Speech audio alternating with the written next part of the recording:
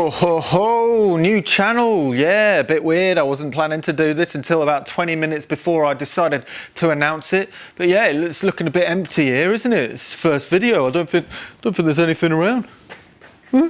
There's nothing here. Anyway, yeah, my name's Sam. I've got a YouTube channel called Look Mum No Computer. I have been for the last quite a few years now, actually, just finding myself diverting down different creative paths that are always centering a little bit around technology, slightly more on the music side of things, but sometimes I found it bouncing into computers, flamethrowers, telephone exchanges, organs, things like that. As you can tell, I am one to get a little bit sidetracked, but if you know anything about any of my projects, I do tend to see them through 99% of the time, nearly, not very every of the time, but it's you know, I'd like to say I've got a pretty good hit rate on finishing things or getting them to at least 90% done. Anyway, with that in mind, all of my projects have a certain common trait. They're all in the science and technology category on YouTube. However, that slightly changed at the start of this year when I took on the Big Bogey project. That is a green mini traveller that was absolutely rusted to bits. It was on Mike's driveway for like 20 years, and in between January and now, pretty much, I've got it from rust to rust, but with a supercharger. I knew when I started it was a very risky project to do on my YouTube channel, but I figured I was going to give it a go because I just didn't know what was going to happen. I didn't know whether even I had the pizzazz to see a project like that through. I was very worried about doing 20 videos that were all exactly the same about welding bits and bobs and stuff like that. But luckily, thanks to the impulsive, obsessive side of things, I managed to kind of crack through and get all of the welding done in a month and a couple of videos, which to be honest was quite a surprise for me. Now bear in mind, if I was aiming for a concourse mini, it's not a concourse mini. The criteria was always to make it look like it literally just came off the driveway, which I know isn't everybody's cup of tea, but it was slightly being realistic. If I was aiming for that thing to be concourse, number one, it would have absolutely blown the budget, and also number two, it would have taken a lot longer. But I like to think the plan that I took gave a nice pace to the whole series, and by the end of it the videos actually started gaining quite a bit of momentum, which is great. But the problem is the YouTube hive mind can see things a little bit differently. I've got the science and technology category on all of the other videos, but then I have this one single project and a couple of other videos around it under the automotive category. And the last 6 or 7 months I've literally been bouncing like a pendulum in between these two different categories. I don't know why I got the broom. I was going to try and be a pendulum, and what that has resulted in is I have thoroughly confused the computer. Oh, computer says no. It's not a bad thing, and I probably could have continued as I was. However, I've decided to do a little bit of a test. I think it might actually end up working better taking one step back, starting this new YouTube channel, Look Mum No Engine, solely for some of the antiquated automotive projects. It's a massive experiment and it might go wrong and I might just go back to normal, but I'm willing to take the risk. What this means is there's still going to be the weekly Look Mum No Computer videos over on the Look Mum No Computer channel, but there's also going to be probably bi-weekly, I still haven't made a full plan, automotive videos on this channel. And the first thing I want to introduce you to is a project that I've had sitting under a bit of tarpaulin for the last couple of months, waiting for the right time to pull it out. I've got a couple more projects in my brain box at the minute that I think I'll only be able to see through from a time and a financial perspective if I can get this plan to work. So if you want to see where this goes in the next few months or a year, then please subscribe, please leave a comment, please tick on the thumbs up thingamajiggy and do a bell, and also tell your mum. And fingers crossed, I've got a tentative plan. We're not going to use any computers ever, but I may go back on that quite quickly. Anyway, enough talking. Let's have a look at the project that I've got planned. Oh dear, it's not easy to push. I've got to try and push it now. Now, you might look at this and go, why have you done that? But I'm going to explain absolutely everything because it does actually make sense, even though it looks like it doesn't make sense. Oh no, it's falling off the blooming trolleys. These trolleys are naff for big wheels. Oh, good grief. The thing is, it's actually quite light, but it's still quite heavy. Come on, get in, get in. Oh no, oh no. What you're looking at is an Austin 7. Well, parts of an Austin 7. But Sam, haven't you already got an Austin 7? Yeah, this is where it gets a little bit awkward. The thing with that Austin 7 is it was a little bit of a serendipitous purchase. Yeah, you've got to justify it somehow. Basically, I've known of that Austin 7 for about 3 years, and the first time I saw it, I was like, I love that thing. When it came about that I could get it, I had to just make it work. The problem with that is it doesn't really make sense for a YouTube channel like mine because you're based on projects projects and fixing things when that thing is already perfect. The engine's a little bit tired, but that's a problem for another day. So that's when this thing came about. And yes, before you ask, the baked bean budget is quite stretched at the minute. You know, you've got to speculate when you've got a bit of a plan, right? Ooh. Anyway, this video, I'm going to be justifying to you why this was a wise purchase and not a completely stupid thing that's never going to get done. I am going to edge to bet 6 months. Completely rebuilt. What I really want to do is make a nice fast-paced series of this that is informative and basically telling anybody how the fudge and Austin 7 goes together, because I myself don't know fully. I am plagued by driving around my Austin 7, which by the way is an amazing driving to screw picks car. You can go around the roundabouts, overtake old biddies still. It's absolutely hair-raising, but it's amazing. But sometimes it makes noises that I cannot explain, and that drives me mad. So it'd be great to get all my grubby bits on all of the components and figure out how it all goes together. But first, before we embark on this stuff, I'm going to tell you that this isn't actually any old Austin 7. This is actually exceptionally rare, rarer than a normal Austin 7, especially in the UK. This hunk of junk was built in 1926, but it wasn't built in England. It was actually built in Australia. This is an Australian Austin 7. The body was actually made by Holden. You'll notice that it's rusty as well. If any of you know anything about Austin 7s and Austin 7 chummies and stuff, or watched my video about it, you'll know that the chummies were aluminium bodied. Well, have a closer look at that. Yeah, you'll see there's a bit of rust here and there. That's because this is steel bodied. The Australian Austin 7s were built in steel, I'm assuming possibly because steel was more plentiful at that point in time. What I think the story is Austin shipped over all of the running gear and the chassis and stuff because they were a little bit easier to pop together over to places like Australia, and then outsourced the companies like Holden to put the bodies together. If you were to see an Australian Austin 7 chummy next to a British Austin 7 chummy, there isn't actually that much difference, but there is a few. This seam right here doesn't exist on the British one. The windscreen, instead of just the top half of it being able to hinge up and down, the whole thing hinges up and down. If I've missed any, because I don't really know, please comment below if you know things about the Austin 7 from Australia that I am not aware of. This thing also has come with a lot of spares. We're going to have a look in all of the boxes as we go, but there's a lot of stuff, and I reckon there's going to be hardly anything else we're going to need to buy. Touch wood.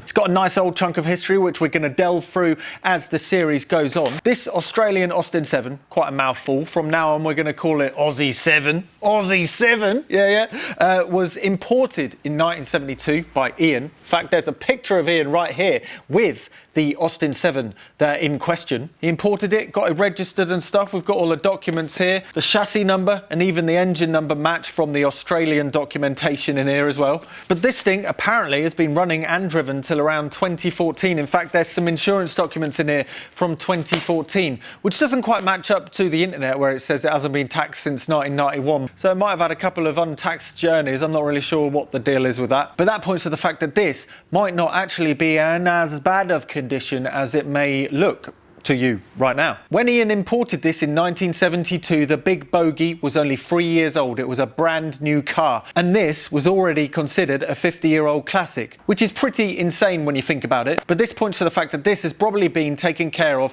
and garaged for the last 50 years, even though it doesn't quite look it, but I've got my theories. Let's have a closer look. This is the original colour. It's registered as maroon and black. This is rust. This, strangely enough, seems to be galvanised metal. So what I think has happened is Ian or somebody has removed the body maybe 10 years ago or so, started grinding it to bits and then doing a few patches here and there, got a little bit bored, or maybe health got in the way or something like that, and this got shoved in the corner, which is when I'm assuming it's gained its surface rust. None of this rust is actually big and serious. There's no actual holes. There is some patchwork here and there. As far as old school getting roadworthy welding goes, the actual patchwork isn't that bad at all. In fact, it's pretty damn good. Here's a patch here, there's a patch around there, but the galvanised metal was grinded to weld on, so it's all started corroding anyway. This looks to be some of the original lead work, and you can see where all of the flappy disc marks are, so he was grinding this away. The pink stuff, is this original primer or is it filler from later on in time? I don't know, please comment below what you think it is. That looks like some old school filler, might even be the asbestos variety. Ooh, tasty. As far as the body goes, it looks a little bit rough, but there is no actual holes.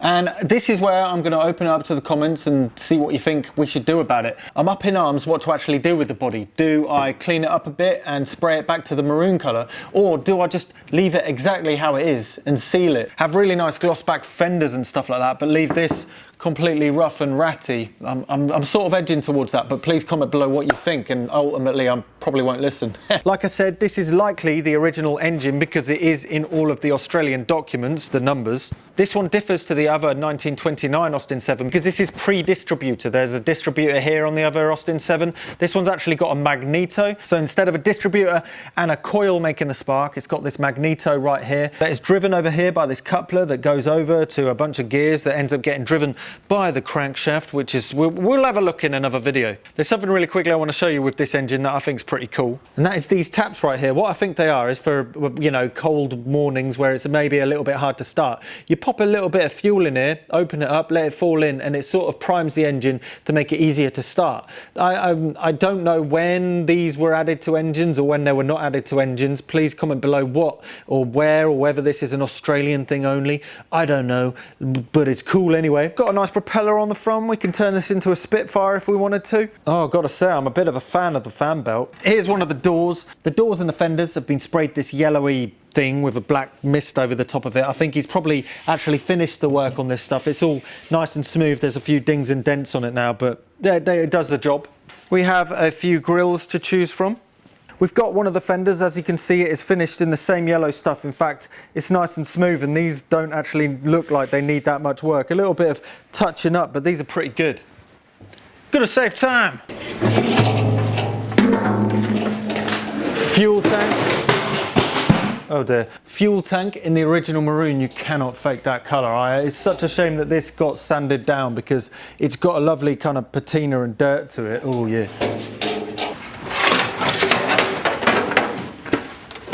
Flappy bonnet flaps, nicely finished yet again.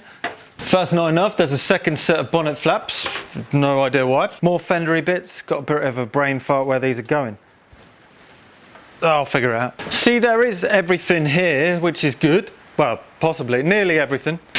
A box of gubbins. Pull the steering wheel off because we're going to need to take the body off. A couple of steering wheels. Ooh, a new exhaust, even though I think we might be going for bigger bore. Bigger bore! One camshaft that looks like it might have actually been refinished, but it's just gained a little bit of surface rust again. That might have saved me a little bit of moolah, actually. Talking about engine parts, I think when Ian was doing this, he was in the middle of an engine rebuild because it comes with this nice crankshaft that has the conrods on it. And as you can see, they're moving really smoothly because these have already been white metalled. If you remember in the mini Big Bogey video, you had these bearing shells that went around the camshaft. These are old school and they've actually had the bearing white metal poured into them and then reamed out to be able to fit nice and smoothly. These are really nice. There is no play, and this is actually another time and money saver, which is amazing. This is what I mean, there's a lot of good stuff in here. I mean, look at this, we've got a briefcase full of gaskets. Look at that, head gaskets not used. We've got a gasket kit. We've got all of the stuff, which is really handy. We've even got a oil filter, which is actually called a gauze. It actually sits at the bottom of the sump. So instead of an oil filter in an Austin 7, it actually has a strainer at the bottom of the engine that sort of strains out all of the gush and goo and mush. We've got all manners of gaskets, which is handy. This didn't actually come with the carb, but if you know the Austin 7, this is not a normal carburettor. This is an SU carburettor, a 1-inch SU carburettor. There's a pretty good chance we're going to use this for this project. That'll be pretty cool. As you can see, awesomely, Ian, or whoever was doing this, has managed to get a lot of the new reconditioned stuff already. So there's just all manner of stuff like this bag. These are the kingpins. They're the pivot points for the front hub, so the wheels can actually be steerable. Nice and shiny and new. What is that? No, that's the wiper motor. That's a wiper motor. Ooh. We've got brake shoes. Got another crankshaft. Why not? This is definitely going on the back of Aussie 7. We've got an Australian sign. That's blooming awesome. Front suspension, bits and bobs. Rear differential housing. Oh, Jesus. We got rear suspension. We got some extra rear suspension. Lovely. Aluminium trim, wooden trim. There's quite a lot of different pistons. Can I interest you in some spark plugs? Under an RNLI Coast Guard flag, blooming awesome. We got another box of stuff, another box of bits. We got a couple of dashboards, here's one. This one's definitely the one we're going to use. I think this is probably the original one as well. A couple more fenders. We've got a magneto display set for the museum. I'm going to go and shove that in the museum with a light bulb or something. That's blooming awesome. Oh, the seats, I think they're original because they're maroon. They're really nice. They're just the right amount of weathered, but there's no tears or anything. So we're definitely keeping these as they are. Seat bases, lovely. Luckily, there is multiples of an awful lot of the stuff. Even down to an extra engine, which actually came with the car from Australia. There is part of the receipt that actually talks about this engine as well. So this engine has actually been with this car for, well, since it's been in Australia, over 60 years or something. Do we rebuild this one or the one that's in the car? Because obviously we're going to rebuild an engine for this series, aren't we? Ooh, yeah. The original lights, these were actually placed in a different spot to British 1926 Austin 7s. There was something about the rules in Britain that you weren't allowed the lights where at the front where they used to be, so they were on the side, but in Australia the rules were different, so these actually sat on the front a good year or two before they actually ended up on the front in Britain. Got a battery box, more stuff of course. There is of course more boxes, but we'll be here forever if we keep on looking for them like this. We got to save some stuff for the other videos now, like all of these starter motors and a toolbox. We got a handbrake, ooh.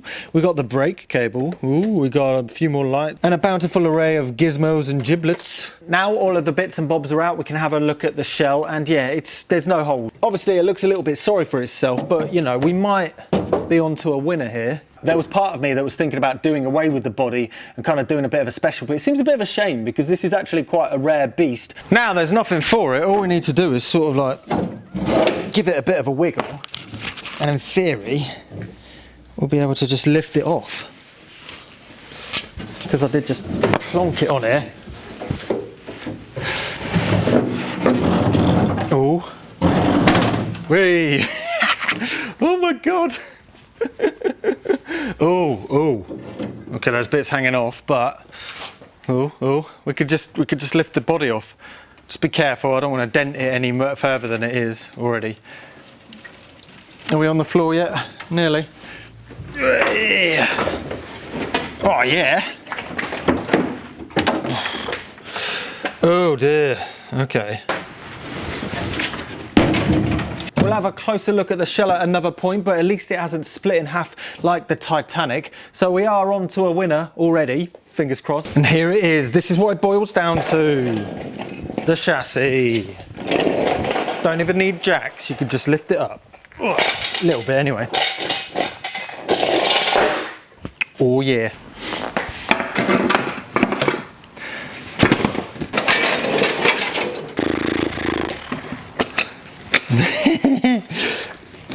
Oh my god, yes. Oh, this is awesome, isn't it? Okay, I want to get this running. Oh, the brakes are still patched in.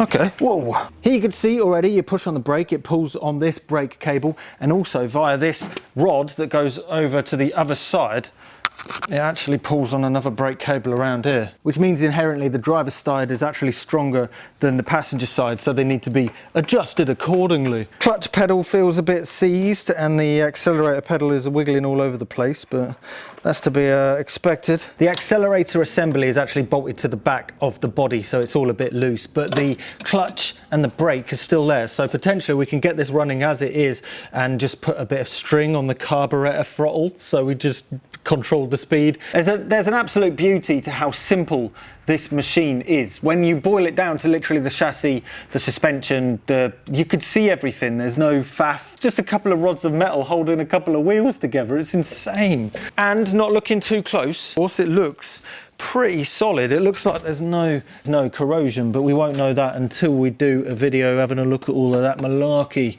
Ooh. This is a bit of an intermission, it's a bit of a call out because I'm trying to figure out which route to actually take this project down. I have got two pretty solid concepts of where I could take this. The problem is they're both quite a bit different. And the route at which I'd go down of these two all depends on the bits I can find and the sort of budget that I can make work. The first idea is basically completely rebuilding it, getting the engine quite a bit more pepped up, but ultimately having a chummy that is alright getting a bit muddy, so we could potentially take it to do those trials things. The slight downside of this option is it'll be relatively similar to the other Austin Chummy, but built to be completely ragged and also be alright getting quite a bit muddy. The other fork in the road is making a sort of sleeper Chummy. I still want to maintain the body. It's actually quite a rare body. It might take a little bit of modifications just to make it a little bit lighter, but ultimately keep it the same, but improve the drivability and the handling of the vehicle. That would involve finding rear lower springs or resetting these springs and lowering the front suspension with a dropped front axle and a flatter set of springs. Also bringing the driving position a bit back, raking the steering down, etc, etc. Building, in essence, an Austin 7 Special,